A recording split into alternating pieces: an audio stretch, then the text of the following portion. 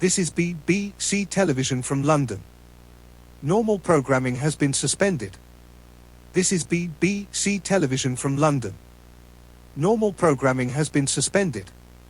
This is BBC Television from London. Normal programming has been suspended.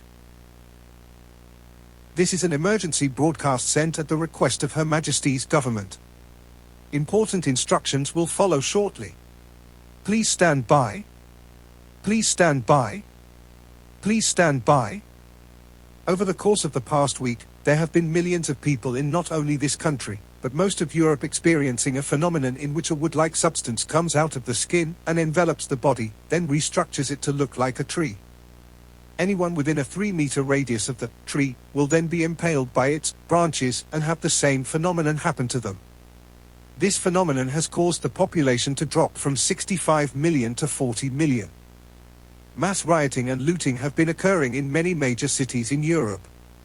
Please remember to obey the guidelines put into place by martial law. Also remember to stay calm.